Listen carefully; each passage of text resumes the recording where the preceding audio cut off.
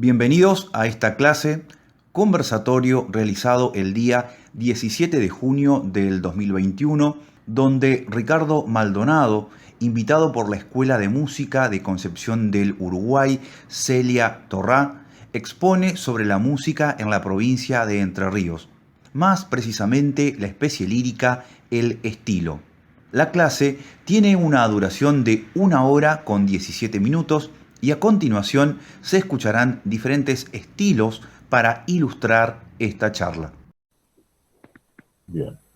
Un poco la idea que Está bien. venimos desarrollando es desde una perspectiva de la provincia de Entre Ríos proyectada hacia todo nuestro país, teniendo en cuenta la provincia como un área de hibridación, que podríamos decir que es un área de hibridación cultural, ¿no es cierto?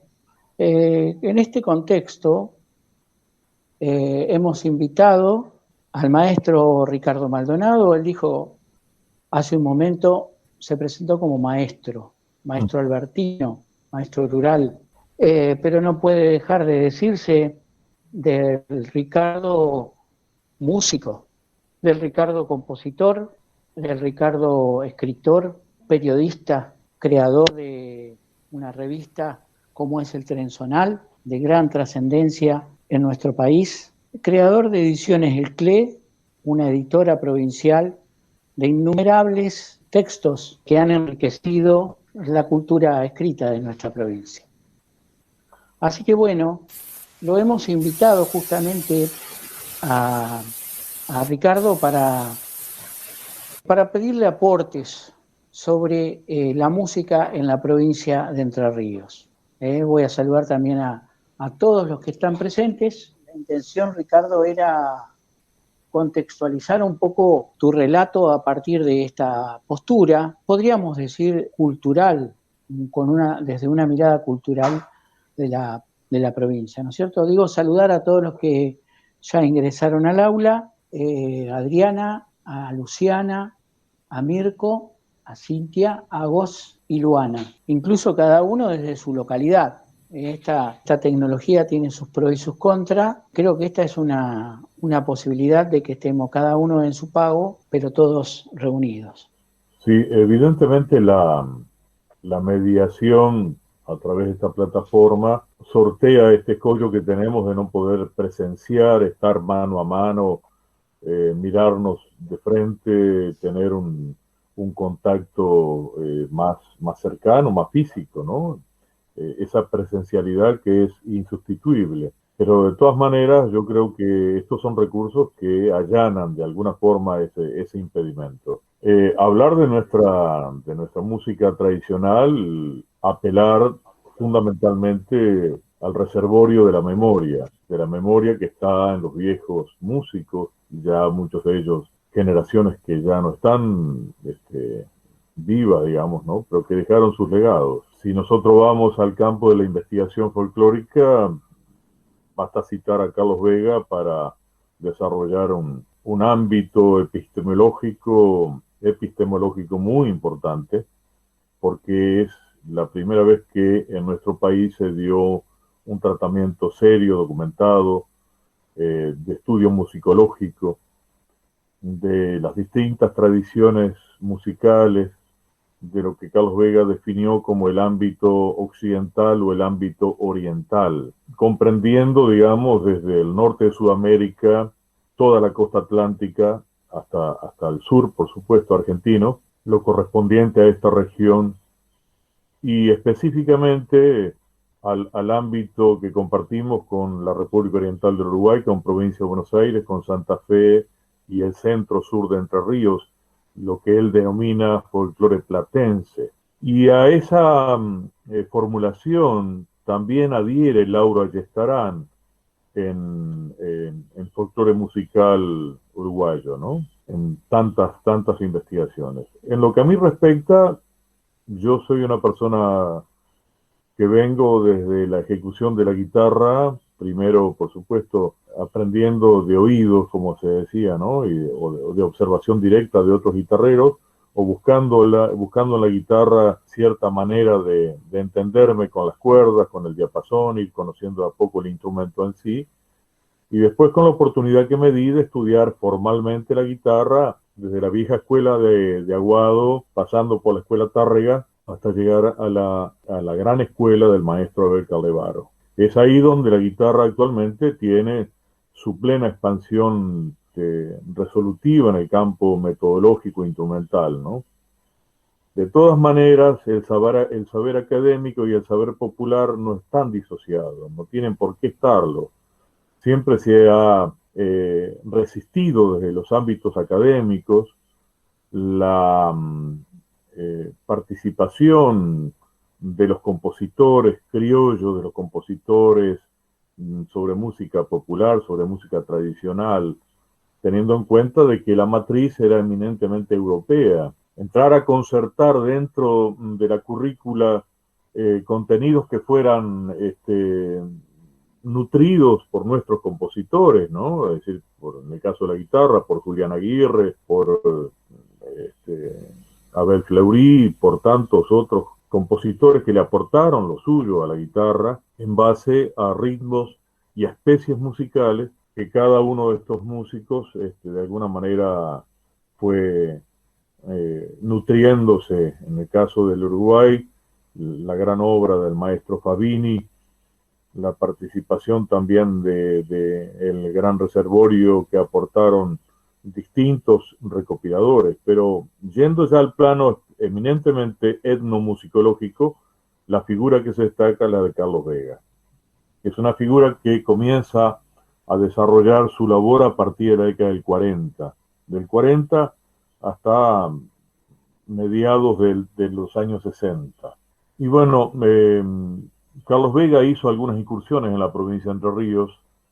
En el Instituto de Musicología Carlos Vega hay grabaciones, registros tomados por él, pero acá tenemos que de alguna manera delimitar dos campos, lo literario y lo musical específicamente. Lo literario es muy importante tenerlo en cuenta porque estamos hablando, en el caso mío yo no voy a hablar de danzas, voy a hablar de especies líricas, y de una especie lírica en particular, que es la que tiene preeminencia en el cancionero criollo tradicional de Entre Ríos. Debo aclarar de entrada que en el caso de la chamarrita nunca formó parte del cancionero tradicional de la provincia, sí formó parte de las danzas tradicionales. Las especies danzantes son unas y las especies líricas son otras. Y para que exista especie lírica tiene que haber poesía y tiene que haber composición musical y tiene que haber un intérprete, en este caso guitarra y voz. Y generalmente en el caso de Entre Ríos, la tradición, lo que se pudo rescatar, lo que rescató ya en su momento Juan Alfonso Carrizo en la década del 30, el primer recopilador del folclore literario, no musical. Él rescata fundamentalmente décimas.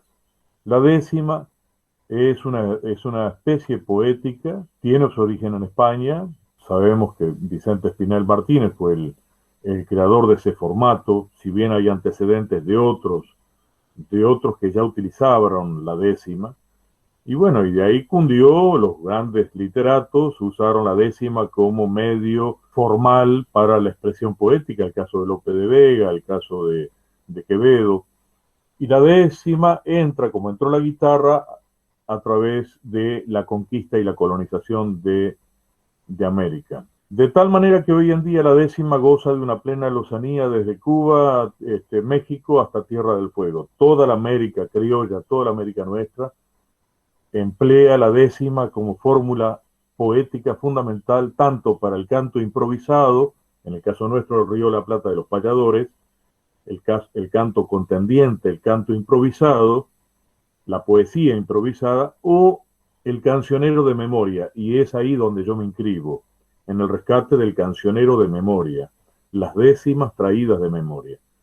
Las décimas podían decirse, podían cantarse, los temas en guitarra podían adaptarse a distintas letras se adaptaban a distintos motivos o temas musicales, y vamos al formato propio del estilo.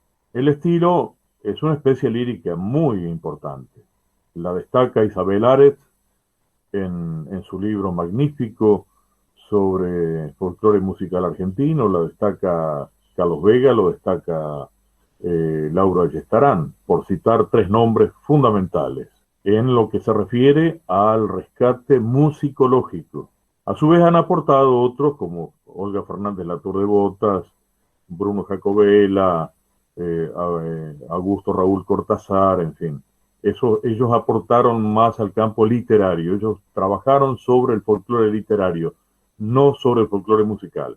Y después tenemos la síntesis magnífica de un juglar, de un trovero, como fue Atahualpa Yupanqui, como ejemplo de no solamente de un rescate, sino de una proyección folclórica, donde si bien hay algunos pocos temas que Yupanqui los inscribió como recopilación folclórica, muchos fueron reformulados en la propia tarea compositiva Yupanqui sobre formatos, sobre especies musicales que eran eminentemente folclóricas, pero los temas en sí pertenecían a Yupanqui. Yupanqui quizás entronca con esa rémora del siglo XIX, principio del siglo XX. En su plena juventud Yupanqui anduvo por Entre Ríos. Yupanqui compone un solo tema referente a Entre Ríos, que es Sin Caballo y en Montiel, que es una milonga estilo, tiene una buena parte en el transcurso de la milonga en tono mayor y cae en la doble tonalidad, cae al tono menor en la parte más dramática, más sentida, más lírica, cae a un tono menor y es ahí donde hay algunas notas donde se canta el estilo, porque el estilo se va cantando, el motivo del estilo. Por eso también yo estimo de que lo que hoy en día se quiere rescatar sobre Abelardo Di Mota no puede ser rescatado sin apelar a la escucha de Abelardo Di Mota, de los viejos guitarreros, cantores de estilos que tocaban en doble tonalidad, en tono mayor y tono menor. Para el acento más dramático, más melancólico, se usaba el tono menor y el alegro o el alegre se usaba precisamente para en tono mayor. De todas maneras, el canto, el estilo, que es una nota por sílaba, se llama canto a contracuerda, eso está presente en toda la música nuestra. De hecho, no solamente es una prerrogativa del estilo, hay muchísimos ritmos que van acusando el canto sobre la nota musical. Bueno, esta es una introducción como para poder abrir el juego de cualquier pregunta que ustedes quieran hacer y yo puedo hablar de mi experiencia, que no es una experiencia ni única, ni conclusiva, ni excluyente. Es una experiencia. Tuve la suerte de haber escuchado, de haber convivido, de haber registrado, de haber grabado desde el año 1975, o sea, ya hace 46 años atrás, antiguos guitarreros, que todavía traían esos patrimonios, portadores de esos patrimonios musicales, y de parte mía yo tuve la delicadeza de respetarlos en primer término, de cuidarlos y de proyectarlos en mis nuevas creaciones también. Pues yo también soy poeta, músico, compositor, intérprete. Yo soy un trovero o un juglar en el mejor sentido de la palabra. De tal manera que es un camino que uno elige, ¿no? Es como que aquel que elige, siendo profesora en la escuela Celia Torrá, elige ser un chamamecero, como el caso de Facundo. Bueno, es un camino que se elige. Podría haber sido otra cosa, haber tomado otro rumbo. Pero uno elige el camino porque la música abre puertas. Y todas las expresiones en la música son tremendamente valiosas. De tal manera que aún al músico más improvisado, al que le decimos rascatripa, ¿sí?, porque apenas sabe 2 o 3 tonos, de ese también tenemos mucho que aprender. Siempre aprendemos del pueblo, pues son las voces del pueblo las que van asomando. Después la academia, la universidad, lo que hace es sistematizar esos conocimientos, desarrollar un conocimiento comparado, desarrollar teoría en base a esa experiencia y desarrollar también métodos de investigación, porque evidentemente todo esto se va reciclando. Y si bien en el caso mío yo pertenezco a lo que Yupanqui definía como las artes olvidadas, es decir, no es que no queden cantores de estilos, hay excelentes compositores y cantores de estilos actualmente y gente joven tocando guitarra y componiendo estilos. Simplemente que no es una especie musical que esté en los grandes festivales ni que resuene en los medios de comunicación. Ya sabemos qué es lo que suena en los medios de comunicación. ¿Cuánto nos cuesta aún la música más llevadera de los festivales argentinos, cuánto cuesta que entren en el correr de las redes sociales, cuando lo que cunde generalmente es aquello que ya viene totalmente dirigido desde las metrópolis, llámese Estados Unidos, para imponernos determinados tics, determinadas modas, determinados usos, que generalmente no tienen nada que ver con los procesos ambientales. Y a eso también tenemos que hacer referencia. Toda música tiene una relación umbilical con la madre tierra. No existe una música que se precie de tal que venga de ninguna parte. Toda música tiene una historia detrás y tiene una relación con el medio.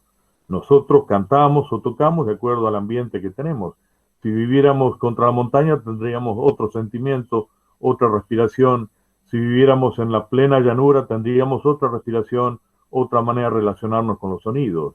De tal manera que nosotros, para sentir un instrumento, no es suficiente con encerrarnos en una habitación, sino ir a la orilla de un río, de un arroyo, de estar en el campo, recibir el canto de los pájaros y entenderse en el ámbito natural, porque la música misma nos va a ir llevando de la mano a reconciliarnos con nuestra madre tierra y con nosotros mismos, ¿no? Excelente introducción, Ricardo, para ambientar un poco a los chicos y a las chicas en esta temática. Hay un material antológico que hemos compartido con los estudiantes, Facundo y yo, que es el material publicado por el Fondo Nacional de las Artes, que justamente tiene las investigaciones de Isabel Aretz, de Carlos Vega y de Leda Valladares, ¿no es cierto?, que son los musicólogos destacados, podríamos decir en la década del 60, que es cuando se publica este material,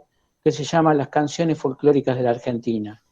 Llamativamente, no hay un estilo de la provincia de Entre Ríos, porque también es cierto que la musicología acompañaba ciertas, podríamos decir, ideas de la investigación folclórica del momento, basadas en estas teorías, determinados aspectos influenciados por la antropología cultural, la sociología, que definían al folclore más como algo absolutamente inhóspito, aislado, etcétera. Entonces, se habían centrado, se habían focalizado las investigaciones en las zonas del noroeste, en determinadas zonas del noroeste sobre todo, y por eso es que hay tanto material, por ejemplo, con respecto al estilo, que es más que nada la especie que queremos abordar, y nada, podríamos decir, en la provincia de Entre Ríos, ¿no? Sí, eso como estás diciendo es bastante relativo.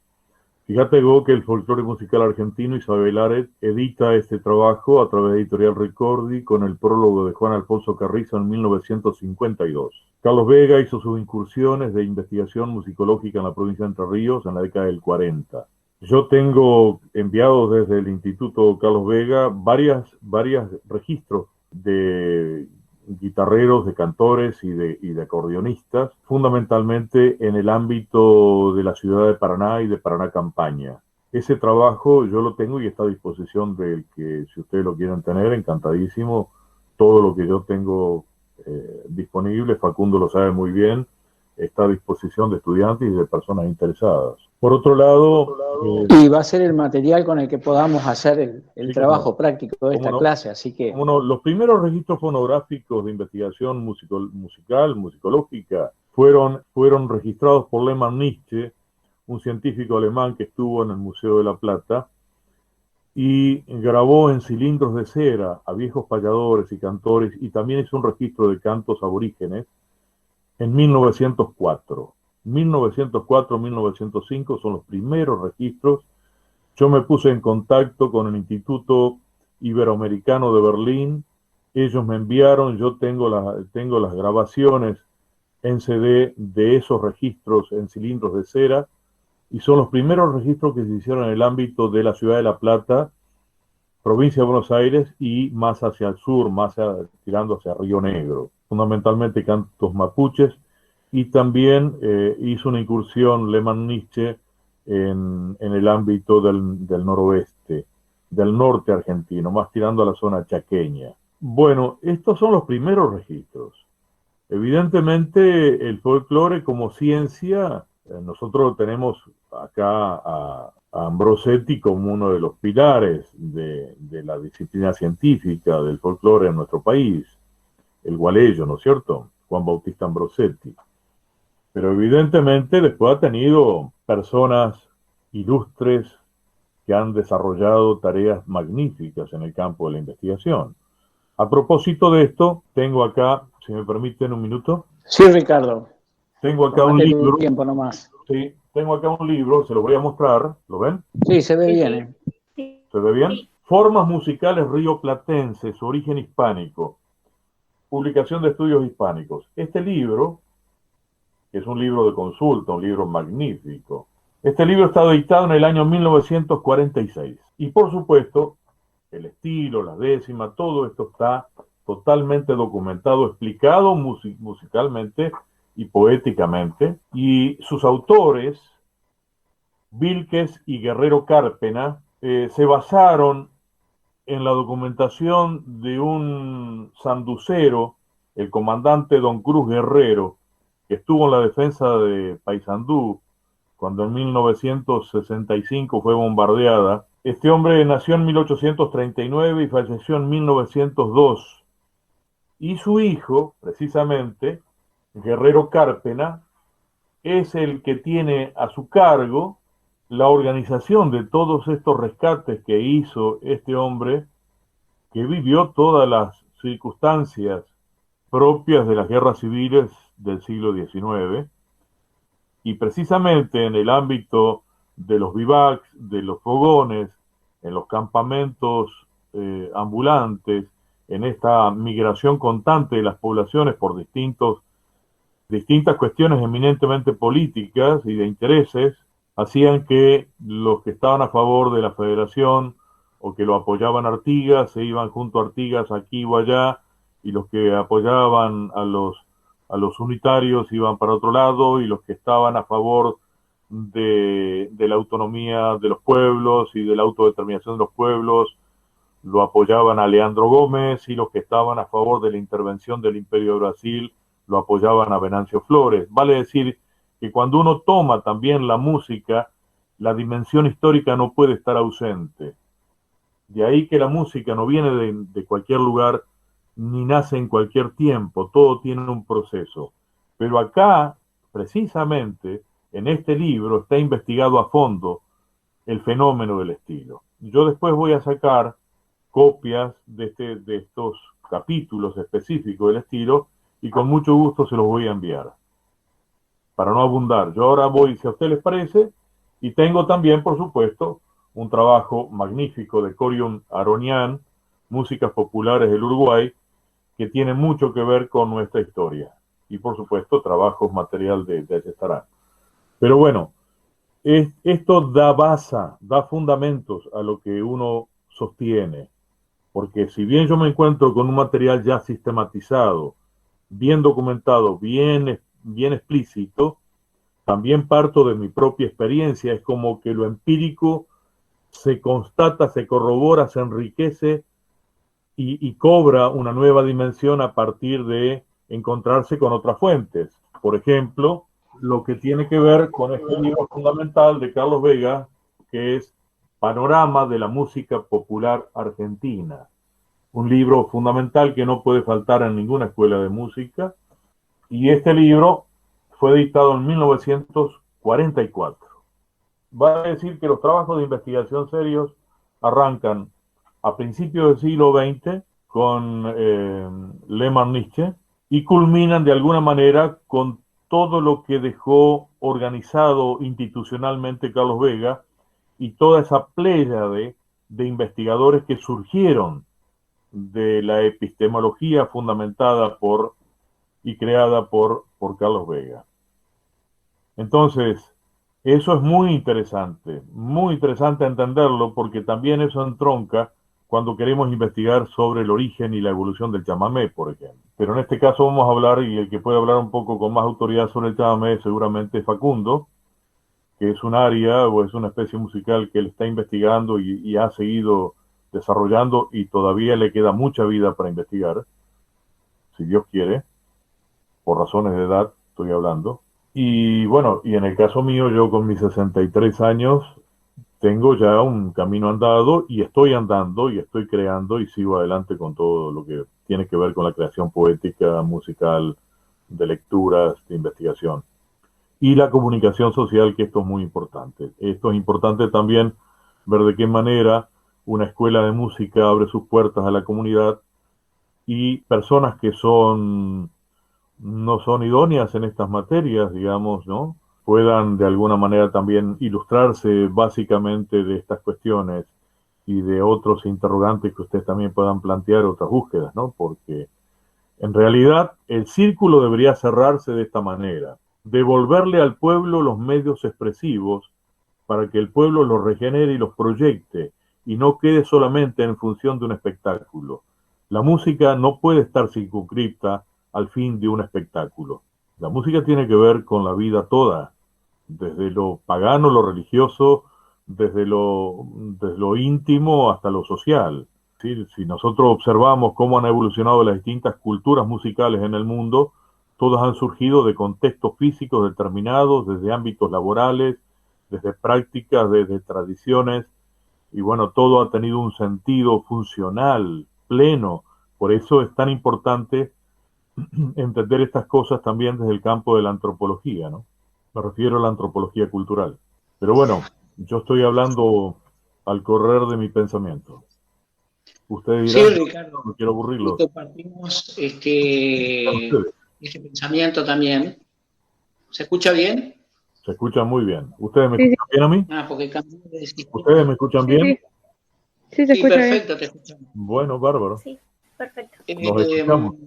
Qué lindo. Estaría bueno, Ricardo, que enfoquemos aspectos del estilo en Entre Ríos, porque de hecho Sí. que nosotros en la cátedra no hemos hablado absolutamente nada de esta especie, si bien sí como que preparamos el terreno en relación a otras especies o, como ya estuvimos mencionando, a tener en cuenta la provincia de Entre Ríos como un área de hibridación cultural, tanto del ámbito pampeano como del ámbito litoraleño, ¿no? Marcos, ahí quería hacerle una pregunta a Ricardo para que nos cuentes, nos ilustres con qué músicos te encontrás, porque vos decías que empezabas a descubrir el estilo mediante algunos músicos populares que ya lo traían por herencia, o sea que venían tocando desde hace algún tiempo y lo habían heredado de otros. También interpretaban, ejecutaban, creaban Sí. estilo. Entonces, ¿con qué músicos te encontrás en primer lugar? Que nos hagas referencia a alguno de ellos y qué características tenía ese estilo que escuchaste en ese momento. Muy buena pregunta. Te agradezco porque eso da pie para ser concreto en la locución. El primer músico que escucho tocar motivo de vidalitas y de milonga es a mi bisabuelo, Juan Crisóstomo Maldonado, nacido en 1877. Yo lo solía visitar con mi abuela cuando viajábamos. Ella viajaba a Buenos Aires a visitar a sus hermanas y mi bisabuelo vivía con ellas, con las hermanas ahí en el barrio Floresta. Don Juan todavía tocaba algo la guitarra. Yo me acuerdo de él con sus 90 y pico de años ya, nunca lo conocí más joven, o sea, por razones de edad. Él fallece en el año 1975 y yo lo escuché tocar la guitarra a finales de la década del 60, principios del 70. De hecho, yo después viajé a Buenos Aires a estudiar canto y guitarra. Canto con Elvira Quilano, que era una cantante del Colón, fue maestra y profesora de María Graña, una de las grandes cantoras del tango, y guitarra con Antonio Ortiz, que pertenecía a la orquesta de guitarra de Consuelo Mayo López y formaba parte de la Asociación Guitarrística Argentina. Bueno, con él conocí a los hermanos Maciel Varela, porque en la casa de Aureliano Maciel Varela, el hijo de don Casimiro Aureliano Maciel, se hacía una peña folclórica una peña guitarrística, perdón, una vez al mes, y ahí se reunía lo más granado de la guitarra clásica y criolla. Y toda la entrerrianada nos juntábamos ahí. Yo lo conocí a través de este profesor de guitarra que era bonaerense, no era porteño, sino bonaerense, un criollo bonaerense que vino a trabajar a la capital. Y él, por supuesto, un hombre de formación clásica y a su vez un gran amante de la música criolla, ¿no? Bueno, ahí estuve viviendo en la casa de mis tías y ahí lo escuché tocar vidalitas y milongas a mi bisabuelo. Después escuché tocar estilos, milongas, habaneras, polcas, mazurcas a los hermanos Maciel Varela, a dos guitarras o a guitarra sola, no sin cantar, guitarra sola. La escuché cantar y tengo algunos registros de la madre de Maciel Varela, doña Teresa Varela, cantando algunas milongas del folclore animalístico y algún vals amoroso, de motivo amoroso. Y fundamentalmente el hombre que me marcó para siempre fue don Tránsito Albornoz, que era un peón de campo, jubilado, yo ya lo conocí jubilado en Galarza, yo en aquel entonces, años 74, 75, con mis 17, 18 años, y él ya un hombre de más de 80. Tocaba la guitarra, cantaba, tuve la suerte de que mi padre me facilitara un grabador a cinta y pude hacer los primeros registros de estilos de don Tránsito Albornoz, que para mí fue una novedad absoluta, pero yo profundamente sentí que había algo muy especial en el estilo que los distinguía y los separaba de lo que estábamos acostumbrados a escuchar en la provincia, que eran los hermanos Cuesta con el coro de la Verdiana, en aquel disco que en el año 75, con el apoyo del gobierno de la provincia de Entre Ríos y del sello Micrófono a cargo de Julio Marvis, editaron el disco Soy Entrerriano con gran parte de la obra de Linares Cardoso. Lo que Tránsito cantaba y ejecutaba en guitarra no tenía nada que ver con lo que cantaban los hermanos Cuestas. No tenía nada que ver con lo que yo entendía por música entrerriana. No tenía nada que ver con lo que cantaba Víctor Velázquez. No tenía nada que ver con lo que cantaba Carlos Santamaría. Sin decir ni que es mejor, ni peor, ni nada. Simplemente estoy acusando la veracidad de una información que tenía un repertorio para mí totalmente desconocido. No escuchado. Sí he escuchado en algunas variantes por mi bisabuelo que cantaba, tocaba algunas vidalitas, él no cantaba, tocaba, y después por los hermanos Maciel Varela, que coincidió en ese periodo, pues yo fui a estudiar a Buenos Aires en el año 75 y 76. Y yo a Tránsito lo conocí en el año 74, a Tránsito Albornoz, ya jubilado, peón de campo, un paisano, un gaucho 100%, un hombre de un espíritu afable, muy cordial, muy amigo de la gente joven, era un hombre para nada un gaucho hosco, ¿no? Un hombre muy cordial, un buen entrerriano, como del mismo carácter que era Marcelino Román, por ejemplo, que tuve la suerte de frecuentarlo a Marcelino, ¿no? Por supuesto. Marcelino era de esas clases de criollos entrerrianos, simpáticos, siempre con alguna chanza, algún dicho, alguna salida, esa gracia, esa cordialidad, ¿no? Mi bisabuelo, por ejemplo, era otro tipo de criollo, un hombre mucho más reservado, de pocas palabras, tocaba la guitarra, y ahí yo escuché las primeras cosas. Cuando lo escucho a Tránsito, bueno, es todo un descubrimiento que me llevó 2 años procesarlo.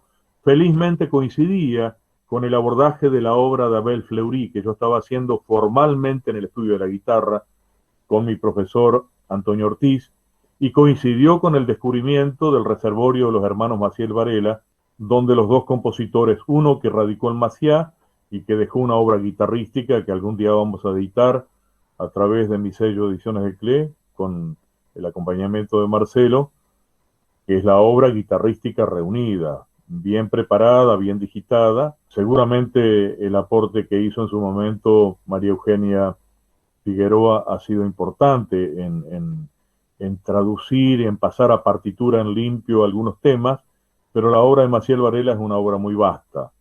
Podemos hablar de 50 o 60 obras para guitarra sola o dúo de guitarras. Pero por otro lado, la otra obra que se desconoce es la del hermano de él, la de Lalo Maciel Varela, que lamentablemente en gran parte se ha perdido. Algunas obras, algunas piezas están en manos de Marcelo Varela, guitarrista de Maciá.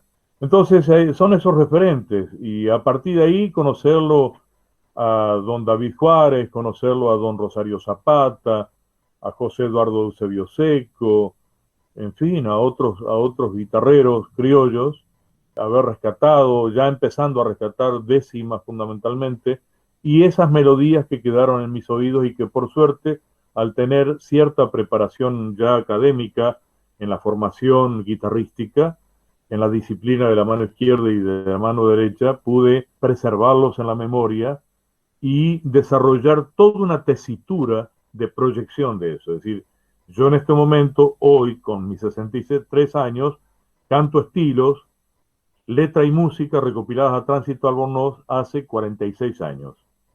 Que a su vez Tránsito, él los aprendió de otros guitarreros. Y tengo las referencias de quién los aprendió. Algunas décimas, algunos motivos de su madre, que también cantaba estilos, y de otros guitarreros a caballo, casi todos guitarreros que se trasladaban en tiempos de las grandes reuniones en torno a las canchas de pelota paleta, donde había bares y donde se reunía la paisanada para escuchar a tal o cual cantor que venía, y eso se corría y se hacía. Don Tránsito me contaba que para escucharlo a don Florencio Delgado, que venía de la zona del Rincón de Nogoyá, ahí a Tres Bocas, cerca de Galarza, él se hacía 3 o 4 leguas a caballo para ir a escucharlo. Y así otra gente que iban a escuchar a los guitarreros. Y todo se aprendía de memoria. Y cuando uno quería saber un tema, le pedía al músico que lo repitiera varias veces hasta más o menos ya poder contenerlo en la memoria. Y si no se anotaban, aquellos que sabían escribir, a veces en su media letra, anotaban en algunos cuadernos, que algunos han sobrevivido. Yo tengo algunos cuadernos que documentan esto que estoy hablando. Bueno, por ese lado. Ricardo, y en cuanto de esa escucha y de ese aprendizaje, en cuanto a la forma del estilo para transmitirle a los chicos, ¿cómo se conforma, digamos, el estilo en cuanto a las partes, digamos? Bueno, que es muy interesante en la manera de componerlo bueno, y de cómo vos lo has escuchado en diferentes formas también. El estilo tiene 3 momentos. Tiene un momento de alegro, que puede ser milongueo, o motivo polqueado, o chamameceado. De hecho, tengo algunos estilos recopilados en que pueden ser perfectamente acompañados en chamamé. Ese es el alegro. El canto que cae, generalmente estamos hablando de 4x8 o de 3x4, en cuanto a la partición de los tiempos, a los compases. Los compositores casi todos han cifrado los estilos en 3x4, pero las primeras anotaciones de Vega, incluso Isabel Ares, es 4x8. Bueno, son convenciones de anotación, ¿no? Entonces tenemos el alegro, que es un momento, en el caso del estilo entrerriano, es mucho más vivaz que el bonaerense o el pampeano. Generalmente el estilo se empleó para cantar, ocasionalmente para un solo de guitarra, ocasionalmente, pero siempre el estilo era para cantar alguna décima de amor, algún compuesto sobre un suceso, que también se escribía en décimas. El compuesto, para que ustedes tengan noción, nosotros tenemos tradiciones literarias que vienen de España. El compuesto viene a ser el descendiente del romance español o del romancero español. Pero entre el compuesto tuvo tan influjo de la décima acá en nuestra zona y en el país, porque hay compuestos en distintos lugares del país, que generalmente se desarrollaron en la forma de la décima, que es una estrofa de 10 versos. Y yo les dejo la inquietud a los estudiantes de la escuela para que investiguen sobre la décima, sobre el origen y la evolución de la décima, desde España a América y en América, y la vigencia de la décima. De hecho, es un formato que está en toda la música tradicional solista en nuestro país, y en los cantores cuyanos, en el caso de las tonadas, que es una prima, viene a ser una sobrina del estilo. La tonada es una sobrina del estilo. Y a su vez el estilo tuvo esa influencia en el alegro de la habanera, fundamentalmente, milonga, habanera, algunos motivos polqueados, y entronca con el propósito del triste, estoy hablando del carácter, en nota contrasílaba. Quiere decir que cada nota que se canta corresponde a una sílaba de los dos primeros versos de la décima, y ese motivo se repite al final. En el caso del estilo bonaerense, ese motivo, lo que es propiamente el motivo, la línea melódica preponderante, la más expresiva, el canto que se le llama, o quimba le dicen también en Perú, ese canto tiene dos versos, lo que significan dos frases musicales. Por ejemplo, ¿a qué montañas no iré en busca de una avecita? Ahí tenemos dos frases musicales, bien delimitadas, de 8 sílabas. Ese motivo, eso que yo canté, es lo que se llama estilo. Ese es el motivo. Por eso Abelardo de Mota le pone motivo triste o triste motivo, porque eran líneas melódicas sueltas que se adaptaban a distintos ritmos y eran recursos que tenían los músicos. Vemos como el caso del tema de la calandria, por ejemplo, de Isaac Boll tiene un motivo. Bueno, ese motivo, Adiós Nonino tiene un motivo. Después tiene un desarrollo armónico y tiene todo un despliegue de búsquedas y de variaciones para caer nuevamente a ese preponderante. En el caso del estilo nuestro, que es una especie cancionera, especie lírica, ¿ustedes saben cuáles son las especies líricas? Yo no. No. Yo tampoco. Las especies líricas son aquellas que sirven para expresar un sentimiento, una inspiración, un sentimiento, una emoción determinada. Las canciones líricas se diferencian, ¿no? Las canciones. El cancionero lírico es eminentemente emocional y sentimental, muy expresivo, como el caso del yarabí, como el caso del triste, como el caso de la tonada. Y otras son, digamos, de carácter más de divertimento, como el caso de la cueca, ¿no? O de la zamacueca. Y otras especies son eminentemente rítmicas, son bailables, son danzas.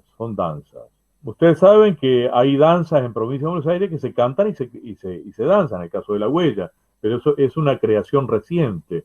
La huella no es una creación tan tradicional como podemos entender. Puede ser la refalosa, sí, esa es mucho más antigua.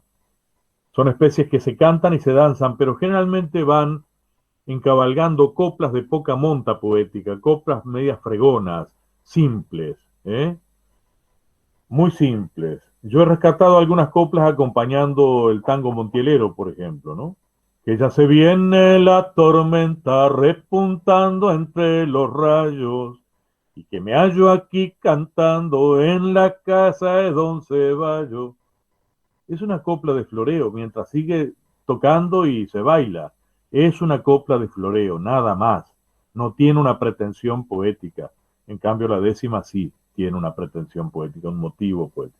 Entonces, las especies líricas en nuestra provincia eran interpretados solamente por mujeres o varones que pulsaban guitarra, cantores y guitarreros, que cantaban en ámbitos propicios donde los que en medio de un velorio de santo, por ejemplo, que se bailaba a un determinado, se rezaba un santo y se bailaba en la casa de familia, generalmente eran bailes de cocina o bailes de galpón o de patio.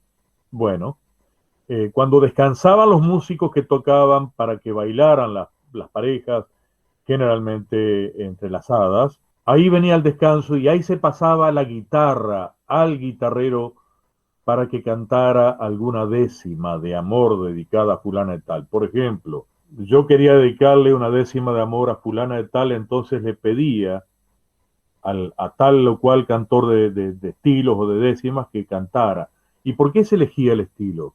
Porque el que ofrecía mejor variante melódica, el más sentido, el de emoción más alta, eso es una especie eminentemente lírica y está calificado así por todos los musicólogos. Invito a leer cualquier libro que trate sobre el tema del estilo. Nuestra provincia está inscrita. Sí, Sí. Por ahí te interrumpí, Ricardo.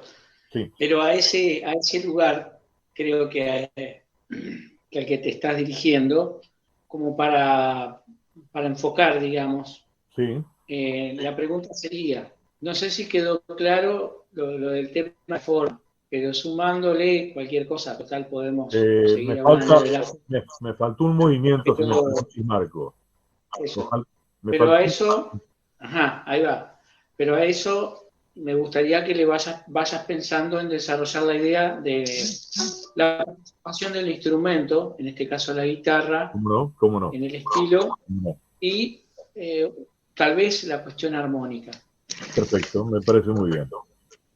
Me faltó un movimiento en el estilo que es el cielito o el vals, que le llaman, ¿no? Fundamentalmente cielito. Quiere decir que el estilo tiene modalidad mayor o tonalidad menor o bitonalidad, o es bimodal. Arranca en un tono mayor, pasa a un tono menor, vuelve al tono mayor, o arranca en un tono menor, pasa a un mayor y vuelve al menor. Eso es más infrecuente. Generalmente el momento más dramático está en la variante al menor y después de vuelta al mayor, que es lo que observamos también en la forma compositiva de Di Motta. De ahí que yo sostengo de que su herencia musical se nutre esencialmente de la vieja tradición del canto por estilos, cosa muy vigente en Villaguay y muy vigente en Tala. Bien, vamos en aquellos años, estamos hablando de la década del 30, del 40, ¿no? Vamos a la parte instrumental. El estilo podía interpretarse con la guitarra en el temple común, tal como lo conocemos, o con guitarra traspuesta o en temples, ya sea afectando la sexta, trasladándola a un re menor, afectando la sexta a un semitono y transformándola en fa mayor, con las cuerdas al aire, el resto, y con una posición, por supuesto, determinada, pero con algunas cuerdas al aire.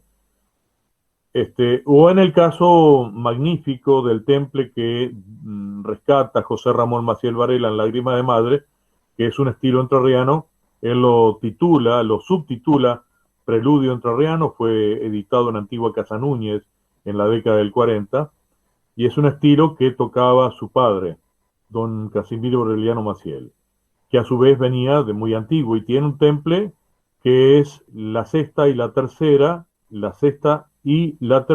en fa sostenido. Sí, sexta y tercera en fa sostenido. Así fue ese temple con el cual él compuso y que yo considero, salvo que aparezca alguna otra partitura, que es la primera vez que se edita a nivel nacional, en forma profesional, en la colección de Antigua Casa Núñez, una partitura de un estilo entrerriano recopilado y arreglado para guitarra sola por José Ramón Maciel Varela, de la ciudad de Gobernador Maciá, departamento Tala.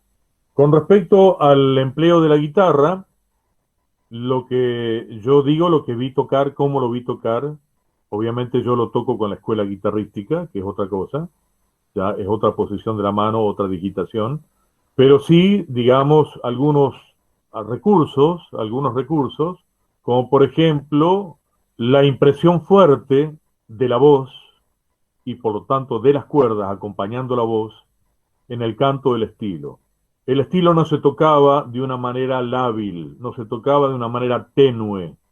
El criollo, por las mismas manos, por lo menos lo que yo vi, sus mismas manos de trabajo, de estar en las alambradas, arreglando postes, trabajando con huascas, haciendo los 7 oficios, los 14 oficios del peón de campo, cuando dejaba su jornada de trabajo, tomaba su guitarra generalmente después de la cena, en su silencio, a veces o en una rueda de bolicho, o en un velorio de santo, o en un fogón, cuando había público para escuchar el estilo requiere de silencio. Es una característica. En día hoy puede uno cantar un chamamé mientras están bailando o se están golpeando la boca, ¿no? Otra cosa, acá nunca se nombró la palabra zapucay. No existe la palabra zapucay en la jerga, en el lenguaje entrerriano. Eso es algo totalmente trasplantado. Como no existe el término chamamé en la música tradicional de Entre Ríos. Sí se folclorizó.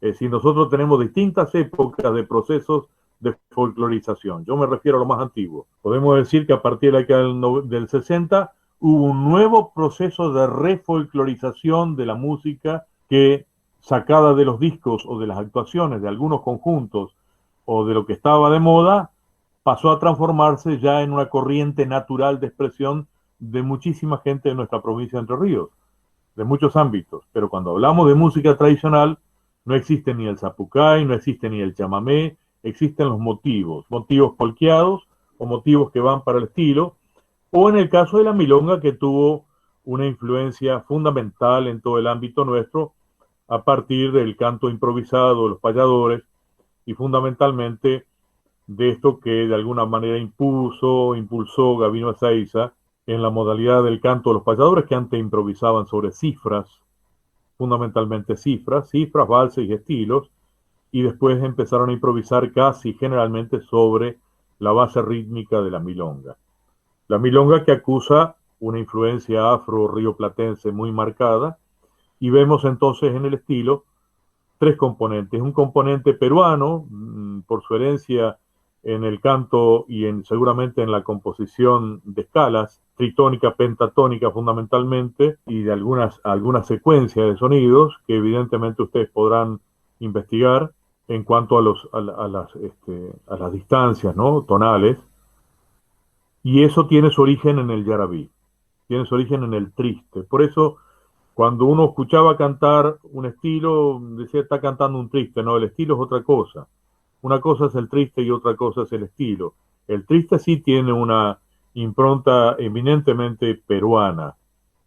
Pérez Bugalo también dijo que el chamamé tenía una impronta netamente peruana y que hizo pie primero, ese tipo de ritmo y ese tipo de especies hicieron pie en Paraguay y después en Corrientes por último. Pero bueno, eso es materia de análisis, de búsquedas de documentos y para aquellos que están interesados en la investigación musicológica, ¿no? Nada más. Después lo demás, uno vive la música de una manera muy fresca, ¿no? Y toca y canta lo que quiere y lo que realmente tiene deseos de comunicar. Eso va por otro lado. Yo logré congeniar, estoy hablando de mi experiencia, mi afán de conocer, de investigar, de recopilar y mi deseo de expresión, de tal manera que logré ese maridaje, esa conjunción entre mi acervo personal, poético, musical, compositivo, interpretativo, y aquello que venía de la tradición memorística o de memoria, y que pude en alguna parcialidad rescatar, porque yo empiezo a rescatar a mediados de la década del 70, ya cuando muchos referentes habían fallecido. Hubiera sido deseable un trabajo mucho más intensivo, más sistemático de rescate en la década del 50, por ejemplo, donde todavía pervivían cantores guitarreros que habían nacido en 1870, 1880, y que a su vez traían de memoria cantares antiguos que venían del siglo XIX. Pero bueno, hay algo rescatado en estos libros que yo les cité, fundamentalmente en este libro que hice referencia, Formas musicales rioplatenses. Y con respecto a la ejecución de la guitarra, bueno, estaba hablando de guitarra en temples o guitarra de temples con cuerdas afectadas, como para poder facilitar la interpretación o lograr determinados efectos armónicos. Eso tenía mucho que ver con el afán lírico de acuerdo al sentimiento del cantor. Una décima de amor no se podía cantar por milonga, por cifra. Nadie le iba a cantar a una mujer una décima de amor por cifra, ni siquiera por milonga. La milonga se dejaba para la rueda bolichera, para el fogón, para la reunión entre hombres. Las cosas delicadas y fundamentalmente la mujer se cantaban por estilos, y las principales cantoras de vidalitas eran las mujeres. La vidalita fue un género que se usó fundamentalmente en el ámbito femenino. Yendo al tema del estilo, que es muy, muy cercano también a la vidalita, en la intención lírica, ¿no? Encontramos algunas décimas preciosas. Yo tuve la oportunidad de grabar en el último disco mío, que se llama ¿Cómo será la canción? Grabé un estilo a capela, es decir, es la primera vez, creo, en la historia discográfica de nuestro país que alguien graba un estilo a capela. Precisamente lo grabé para poder tomar nota, digamos, a voz desnuda de la belleza melódica y musical del estilo. Y si ustedes me permiten, voy a cantar una de las décimas. Otra cosa, el estilo se cantaba en 4 pies de décimas. por más que el repertorio haya tenido, como el caso de La Leyenda del Mojón, creo que fue Juan Carlos López, el autor de La Leyenda del Mojón, el payador, que tenía no sé qué cantidad de décimas, no las he contado nunca, pero el estilo generalmente se cantaba en 3 décimas o en 4 décimas. De hecho, Atahualpa Yupanqui en su libro Guitarra, cuando publica décimas, escribe décimas, hay una décima que se llama La Partida, en el libro Guitarra de Yupanqui, y son 3 pies de décima, no son 4. Pero todo lo que yo rescaté, he rescatado estilos con 3 pies de décima nada más, con 3 estrofas. Generalmente son 4. ¿Por qué 4? Porque acá se utilizó mucho, y eso lo rescató Juan Alfonso Carrizo en la década del 30, como les decía, y eso está también en la encuesta Laínez, que fue un primer relevamiento folclórico que se hizo en nuestro país a través de las escuelas nacionales en la década del 20, principio del 20. Juan Alfonso Carrizo rescata muchas glosas, décimas por glosas. Y fíjense ustedes que son estudiantes de guitarra y estudiantes de música, cómo yo los voy llevando de a poquito al campo de lo literario. Porque lo literario y lo musical están totalmente hermanados. En la acentuación interior de cada verso, en la eufonía, en la musicalidad, en el posicionamiento de los verbos y los calificativos, todo tenía que ver con la música, todo tenía que ver con la guitarra, de tal manera que la bordadura fuera una filigrana, fuera algo tan delicado que llegara a conmover el pecho de una mujer.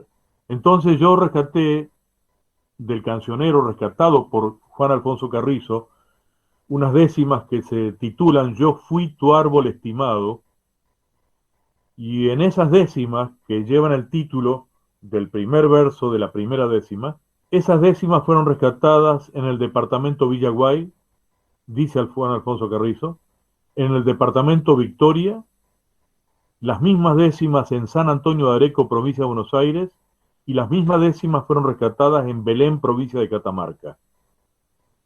También eso nos da cuenta del desplazamiento allende las fronteras provinciales de temas que tenían que ver con aquello que se seleccionaba para un mensaje y para un sentimiento. La música se adaptaba a la décima. La décima era un repertorio volante.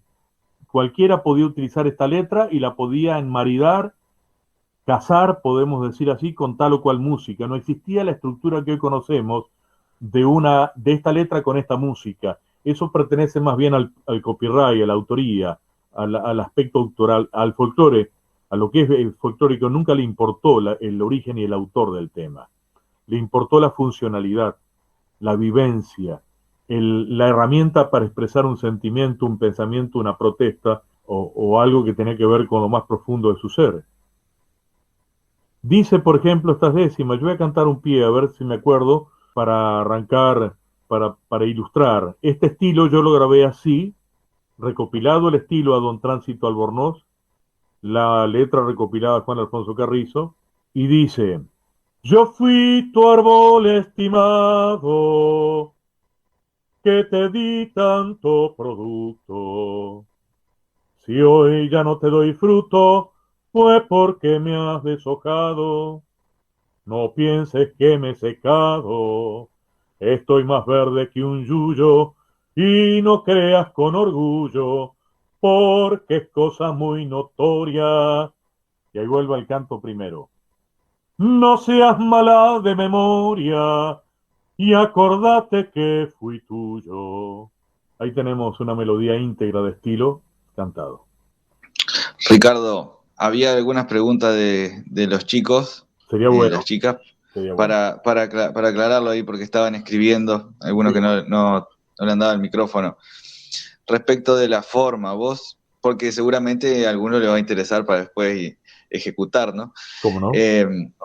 Entonces, vos hablaste del alegro, Sí. que el alegro puede tener... El alero es una introducción. Es una introducción, que puede ser, el alegro puede ser polqueado. Puede ser polqueado, puede ser milongueado. Si es milonga, es 2x4. Y si es polqueado, va al 6x8. 6x8, exactamente. Bien. Después, el canto lo que yo... recién eso que estuve hiciste cantando, recién. canté la décima, ¿viste? Los 2 primeros décimos, el verso de la décima, Yo fui tu árbol estimado, que te di tanto producto. Ahí tenemos dos frases musicales, ¿no? Una propuesta y una respuesta. No es una, es un contrapunto, evidentemente son dos frases en contrapunto, ¿sí? Bien, y Esas eso dos es frases se libre. repiten al final de la décima. Y en el medio hay un acompañamiento de vals. Si hoy ya no te doy fruto, fue porque me has deshojado. No pienses que me he secado. Pero siempre es, fíjate, yo estaba observando un tema maravilloso de Abel Fleury, una partitura de Fleury, donde, bueno, dice, en algunos estilos dicen da capo, dice, cada uno lo expresa a su manera, no es que tiene una formalidad. Pero cuando no está, digamos, pautado con una métrica determinada, dice, se expresa libremente, ¿no? Uno de los temas más hermosos de Fleury. Aguárdenme un segundo.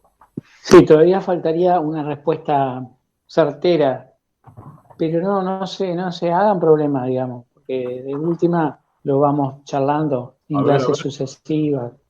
No se hagan problemas, pero está bueno igual el desarrollo y el planteo Este que es hace el tema, ¿eh? Ricardo. El tema se llama relato.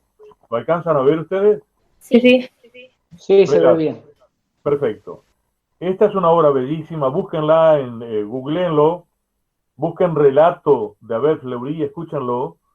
Hay distintos intérpretes, ¿no? Distintos intérpretes, guitarristas excelentes. Y acá dice, se alcanza a ver libremente. La única pauta es libremente, es decir, va a piacere, sin una formalidad tan estricta. Ahora, todo el resto de los estilos que yo tengo en partituras, sí está bien delimitado esos tres aspectos. El allegro, que es una especie de introducción, vivaz. El canto, que es la parte más sentida, más emocional, la que va letra contra sonido. Y después un desarrollo intermedio que es cielito. Se lo conoce antiguamente como cielito o vals. Sí. Ricardo, bueno, después yo les voy a enviar, igual, más allá del material que vos nos enviaste, yo les voy a enviar algunas obras así que esté bien, Claro, exactamente. Eso es muy para que vayan importante. escuchando. Y tocarlo, son estudiantes de guitarra, ¿no? Sí, ¿Son sí, estudiantes de guitarra? hay varios que hacen la guitarra. Bueno. Lo que pasa es que en realidad algunos son pianistas y Ah, otros son guitarristas. está bien. Bueno, también es un buen ejercicio pasar una partitura de guitarra a piano. Sería una buena tarea. Hacer la adaptación a piano. Exactamente, sí, estuvimos trabajando con la milonga un poco, Yo estuvimos les recomiendo trabajando. un estilo fundamental para este ejercicio. Se llama El Alarido, de José Ramón Maciel Varela.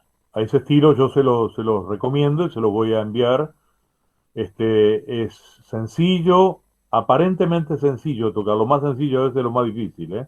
Está escrito en fa mayor, tiene bien delimitado estos tres aspectos. Un allegro muy entrerriano, muy vivaz, un canto, un acompañamiento y cierra con el allegro. Es un estilo muy bello y es en homenaje a un caballo de carrera que había en el distrito Galpones, ahí en el linde en la zona de Durazno, mejor dicho, en la zona de Durazno, departamento Tala, linde con Nogoyá y con Villaguay. El alarido, así se llamaba el caballo. Y él le dedicó precisamente ese estilo a ese caballo famoso, ¿no?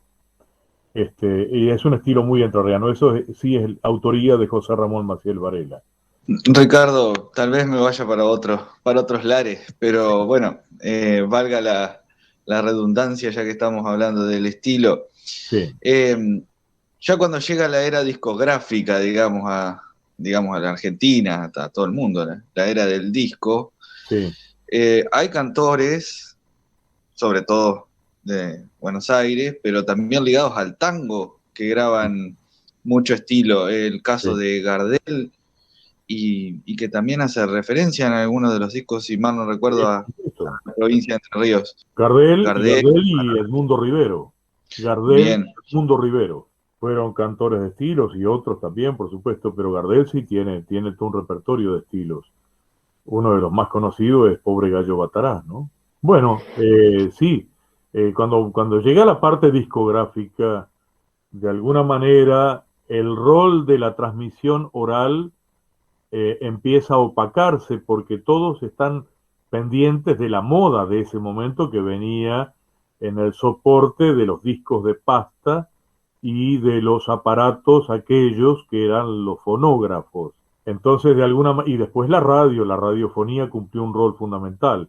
Entonces, cuando aparece el fonógrafo como aparato reproductor de discos de pasta y cuando aparece la radio, de alguna manera la presencia de aquellas personas que en el puesto de la estancia, en la casa, en el pueblo, que ya estaban siendo personas mayores, empiezan a ser de a poco a ser desoídos y a ser suplantados por la moda. Como hoy en día en muchas casas, cuando el abuelo habla y dice, cállate, estoy mirando televisión, o atienden más al celular a la palabra que está hablando la persona mayor. Antiguamente, la palabra de una persona mayor era una santa palabra y se le prestaba especial atención al abuelo porque se entendía que no solamente el abuelo o la abuela eran las cabezas de familia, sino que además eran las personas con más experiencia y con más sabiduría. Hoy en día se ha desvirtuado totalmente y en esta ligereza en la que estamos, todos quieren responder rápido, todos quieren vivir rápido y nadie vive realmente. Y entonces vamos a dramas existenciales que no hay con qué llenarlos. Eso ya es materia de otro análisis. Pero evidentemente si ustedes toman la música como vehículo de expresión del alma de ustedes, y ustedes toman la música como un vínculo con la tierra, con el paisaje, con la gente, y entienden a la música como un vínculo con los demás, ¿no? Un medio de relación precioso, milenario, existe desde que existe el ser humano. Es decir, lo primero que aparece es la danza. La danza es el movimiento, el ritmo ya estaba en los primeros momentos de la humanidad. Siempre estuvo como estuvo la narración desde los primeros momentos de la humanidad. Y siempre estuvo la fantasía, la realidad y la fantasía abrazados, ¿no? Entonces, esto da para mucho. Yo no quiero abundar, quisiera más bien responder 2 preguntas más y ya estaría bien por hoy.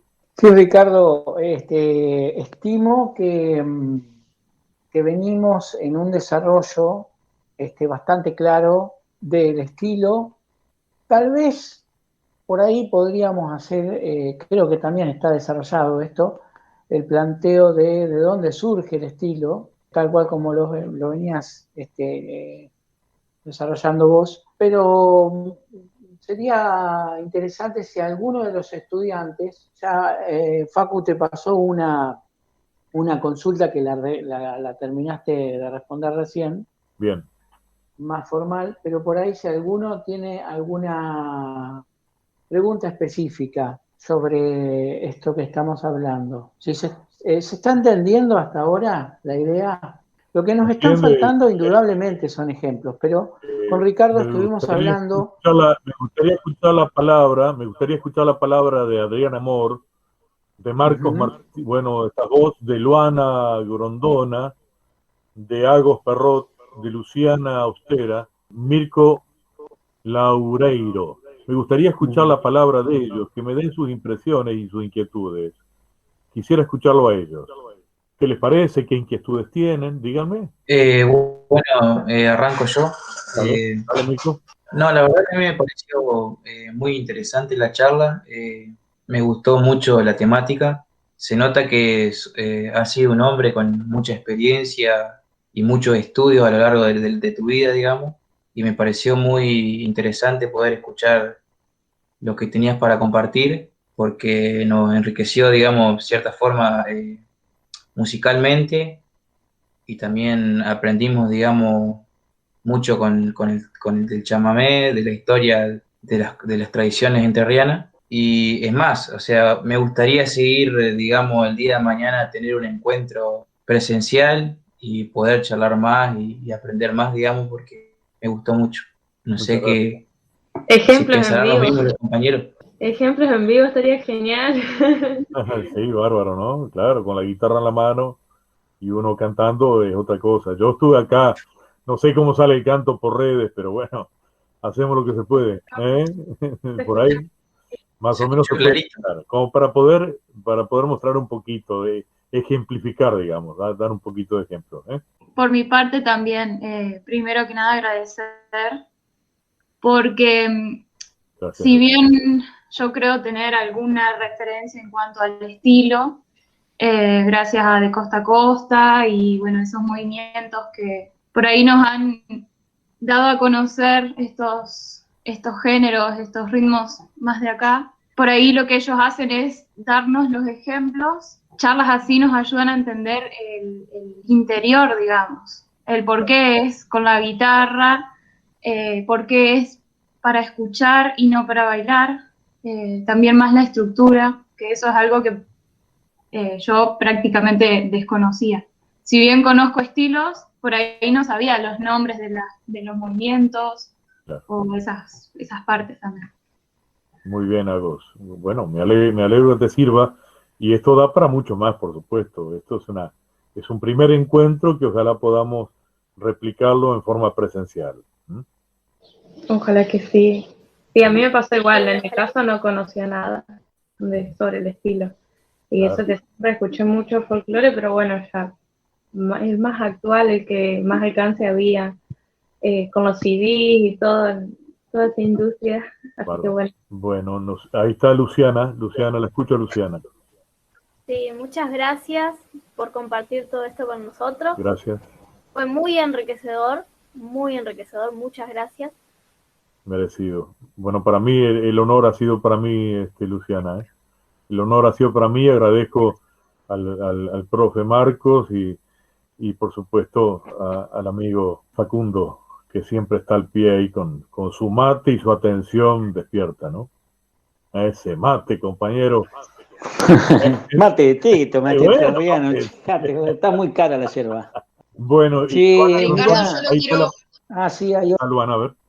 Hola, buenas tardes. No prendí la cámara porque la verdad que entre la cámara, el micrófono, se me tildaba mucho el wifi, imposible. La verdad que lo felicito y creo que opino igual que todos mis compañeros. Y muchas gracias por la oportunidad de enseñarnos para que conozcamos un poquito más sobre lo que nos atraviesa, ¿no? Totalmente. Nada más que eso. Qué lindo, y además, fíjate, Luana, que lo importante también es apropiarse de estos medios expresivos. Esto está a la mano, esto nos pertenece y lo podemos reformular. Podemos hacer una legítima proyección folclórica con toda esta riqueza musical que está ahí como guardada, como tapada, y que, reitero, hay muchos jóvenes que están componiendo sobre la base del estilo. Hay muchos jóvenes estudiando, y de hecho en los repertorios de las escuelas de música en algún momento hay un estilo para ejecutar. Y además lo interesante también de aquellos que se animen a cantar, ver de encontrarse con buenos poetas, ¿no? Una décima no son cualquier verso añadido, ¿eh? Una décima tiene un rigor poético, y ya entramos en otras delicadezas que es lo específicamente literario, ¿no? Yo tengo un ensayo sobre la décima entrerriana que en cualquier momento que pueda viajar a Uruguay me gustaría compartirlo con ustedes a modo de conferencia. Sería genial. Bárbaro. Sí, si se resuelve esta situación de presencialidad en la facultad, digamos, más allá de todas las idas y vueltas que ha generado esto en lo que sería el Consejo General de Educación, sí, en el caso de la Facultad de Humanidades, Artes y Ciencias Sociales de UADER, ha definido la no presencialidad. Correcto. Por lo menos en el primer semestre, ¿no? Sí, sí. Entonces, si se resuelve esto, estaría bueno organizar una conferencia en vistas como de extensión universitaria también, ¿no? O sea, desde la cátedra hacia la comunidad, una charla abierta. Bárbaro. Sería fantástico. Bárbaro, y en ese caso yo haría también un pequeño recital en guitarra sola, interpretando distintos estilos en guitarra sola. Uno de los estilos más antiguos que interpreto pertenece a la época de Rosas, 1850, que ya fue rescatado y está arreglado por un gran cantor y guitarrista, un gran criollo. Si bien tiene un apellido alemán, es un gran compositor y un gran intérprete de Carmen de Patagones, y se llama Ángel Encherleitner. Lo recomiendo para que lo escuchen. Lo recomiendo y él me envió en su momento el arreglo para guitarra sola de un estilo que yo ya tenía la versión manuscrita de ese estilo, una fotocopia del manuscrito original, rescatado en el siglo XIX ese estilo, y que él lo adaptó para guitarra sola también y me mandó su arreglo y realmente me gustó. En mi próximo disco lo pienso incluir y lleva por título Poca Ropa. Esto también ya fue rescatado e interpretado por Miguel Llobet, uno de los grandes guitarristas españoles a principio de siglo, con otros nombres, pero es el mismo motivo de estilo, es el mismo estilo. Quiere decir, hasta incluso hay una versión de John Williams en guitarra de ese estilo en la serie de recopilaciones que hizo sobre obras de Agustín Barrios. Así que Agustín Barrios Mangoreno. Bueno, todo esto queda pendiente y yo agradezco esta ventana y esta puerta que me han abierto para estar junto a ustedes y compartir esto que uno viene reuniendo con la generosidad que otros a uno le han brindado y uno a su vez lo brinda. De alguna manera es una construcción colectiva, porque toda cultura es una construcción colectiva. Cada uno le agrega su hebra de color para enriquecer ese conjunto, esa textura o esa artesanía colectiva, ¿no? Bueno, yo he tratado en ese sentido de ser fiel, de no usar esto en función del espectáculo, no buscar el aplauso. No hay que buscar el aplauso, hay que buscar el silencio. El silencio es el que merece la verdadera estatura de la música. Muchas gracias. Un abrazo a todos ustedes. Bueno, Ricardo, muy agradecido y bueno, estaremos en contacto también para compartir estos materiales que nos ofreciste, a ver de qué manera podemos acercárselo a todos los estudiantes. ¿Cómo no? Quedó un mensajito le voy a más. estar enviando a Marcos o a Facundo, a cualquiera de los dos le voy a estar enviando la partitura del estilo El Alarido y se los voy a dejar como deber a los estudiantes de guitarra para que lo toquen. Buenísimo. Ricardo, Y los Cintia también dice que no tiene micrófono, por eso no puede hablar, pero que es muy enriquecedor tener la oportunidad de escuchar a alguien que tenga tantos conocimientos y bueno, y te agradece. Muchas gracias, Cintia. Un abrazo grande a todos ustedes a la distancia, a cuidarse y a seguir adelante en la bella escuela de música Celia Torrá. Adelante a todos ustedes. Muchas gracias. Bueno, Ricardo, gracias, Ricardo. Gracias a vos. Gracias. Gracias. Bueno. Gracias. Hasta luego.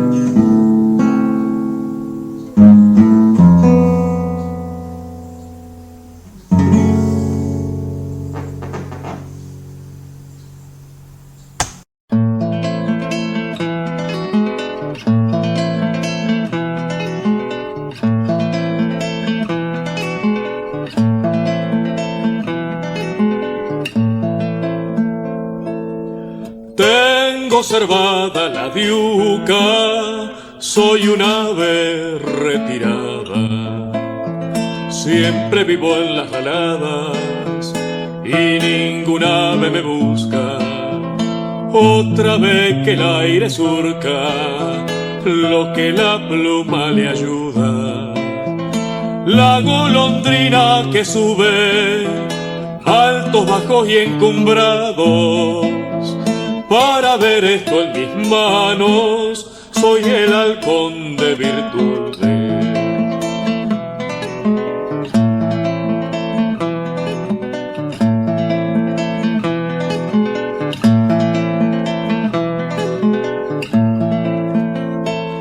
Mi nombre no se descubre, surca el aire sur y norte.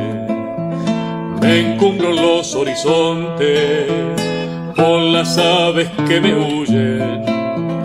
Una rica pluma bulle y hace que el bolido brame. El gavilán que es tan suave y el águila en su volar. Solo con mi habilidad y cazo cuando tengo hambre.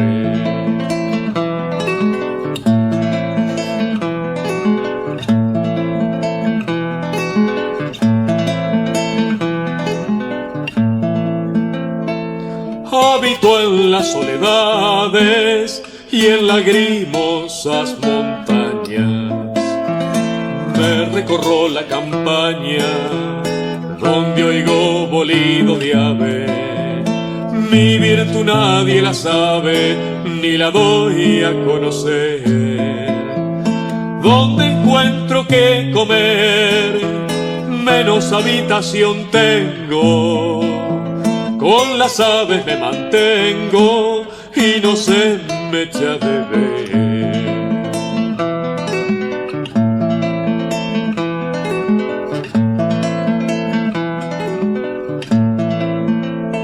En las alturas me asiento y estoy un rato sentado. Voy observando los prados y fijándome en los vientos. Estoy guardando el silencio y alzo mi bolido suave. Al piquito le echo llave y así caso y me retiro. Y así jamás soy sentido del daño que hago en las aves.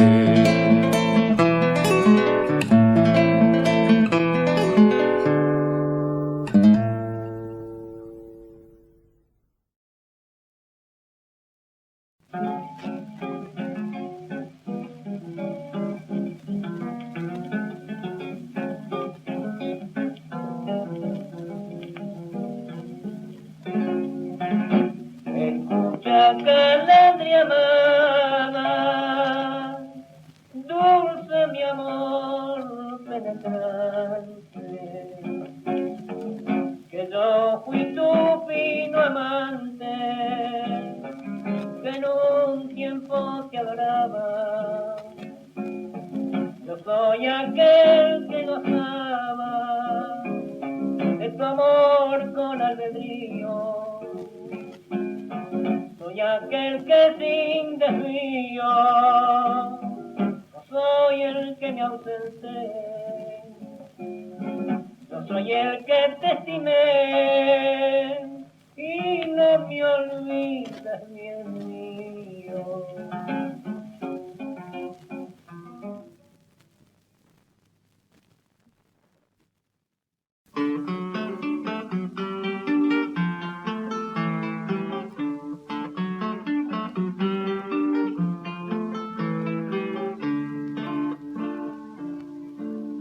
Aunque para mi tormento de ti me ve alejado, constantemente a tu lado estará mi pensamiento y hundido en triste de lamento. Será mi consuelo el creer que en tu memoria de haber un recuerdo para mí, que en tu memoria de haber un recuerdo para mí, mientras yo pensar en ti, hasta que te vuelva a ver.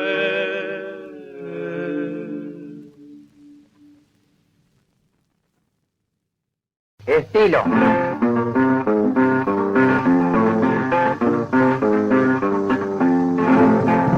Hoy no se siente el clarín de aquel ave de los grandes que cruzó los mismos Andes, don José de San Martín, y de un pueblo al otro fin ya iba haciendo su ruta. Hoy vengo como... me equivoqué.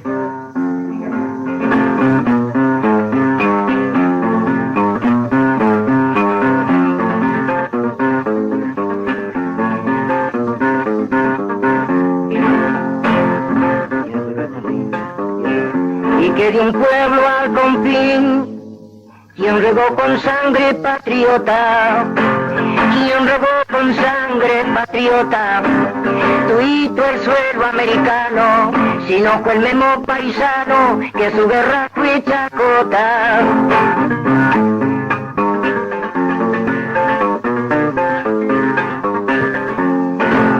Señores de la ocasión que recuerdo en la memoria, para que diga la victoria de San Martín y Belgrano, y vuelve con sus paisanos, que nunca lo olvidaré, que nos dio la independencia del 1810.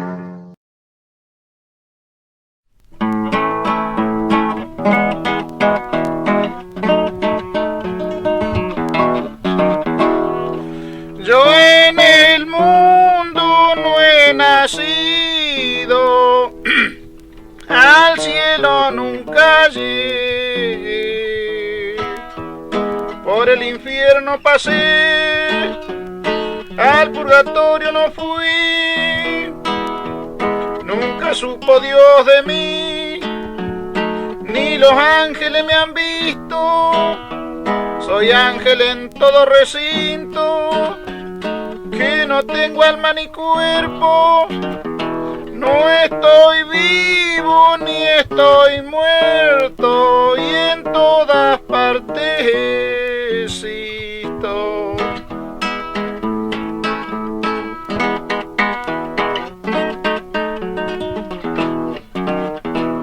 Soy de la luna, luz bella, y el sol de mí no ha sabido. De nadie fui conocido, vi de nacer las estrellas, yo anduve junto con ella, y a mí ninguna me vido. De nadie fui conocido, yo nací antes que el mar, y anduve en todo lugar, antes de Dios ser nacido.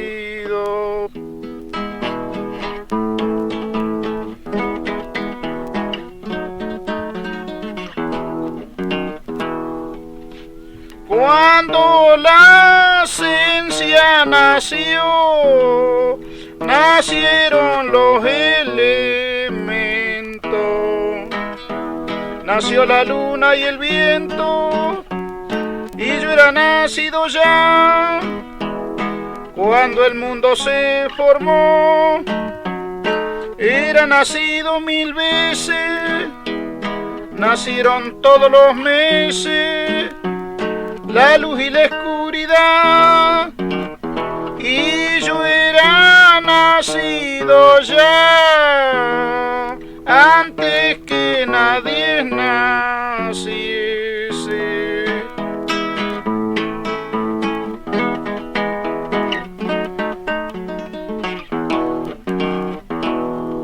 Yo al mismo Dios conocí antes de ser conjurado. No tuvo mal resultado, pero no se informó de mí. Yo al cielo lo escribí antes de que cielo fuera. Fui sacristán de la era y fundador de la fe. Con los ángeles hablé y no supieron quién era.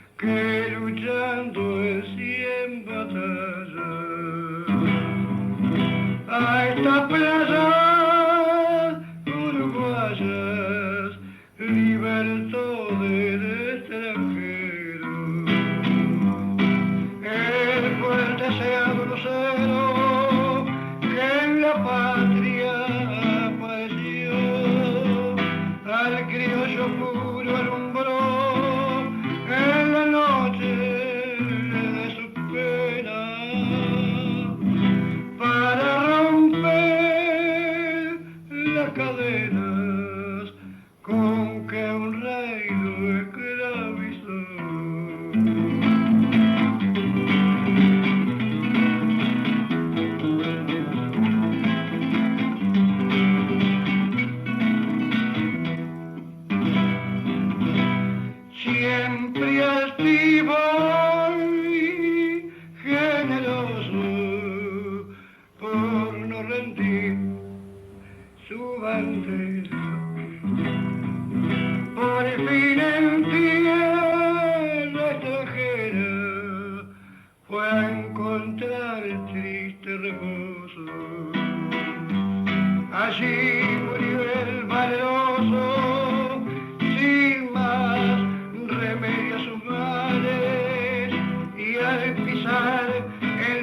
umbrales de la inmensa eternidad. Patria, hijo y libertad, le dejo a los orientales.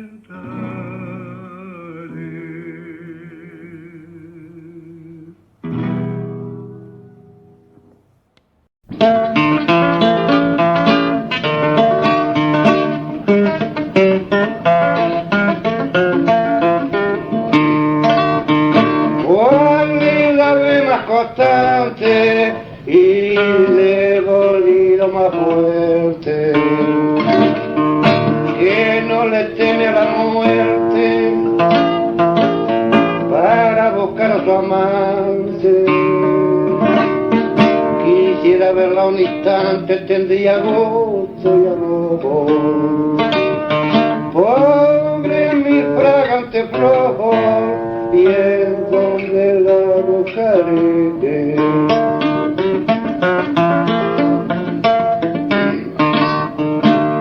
Llame a un jilguero amoroso y le pregunte por ella. Me dijo una flor muy bella, salió de un jardín hermoso. Como el destino penoso y el fin de ella yo no sé. Me dicen de que se fue, sepa Dios si tenga vida. Pobre mi flor tan querida, y en donde la buscaré.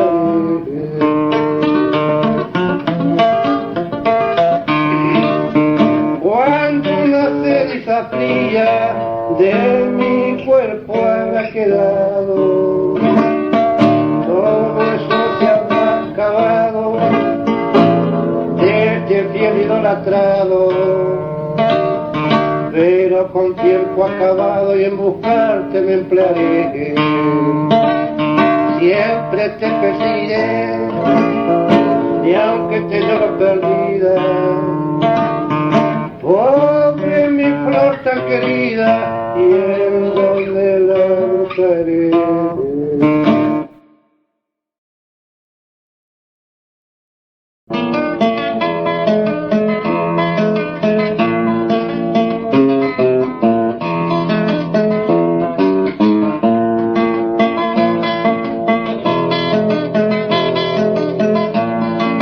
Si me quieren, sé querer, si me adoran, se adorarán.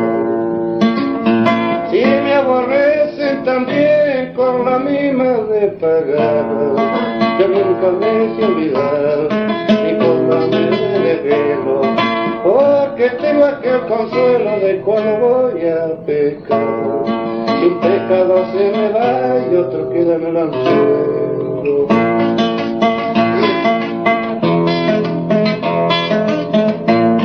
Es preciso el comprender que no sirve el aparejo, que si el pecado anda lejos, yo peco con el dinero.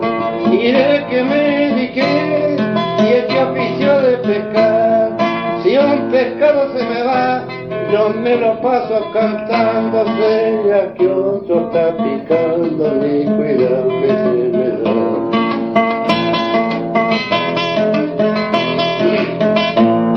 Si pesco en agua salada, me fijo bien si es dorado, porque según el pescado debe llevar la camada.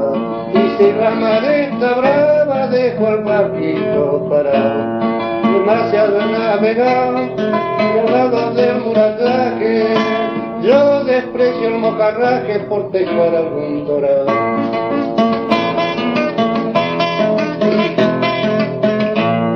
Ya basta de explicación, según habrán entendido, que si os pecado ha perdido, ni cuidado que se me da.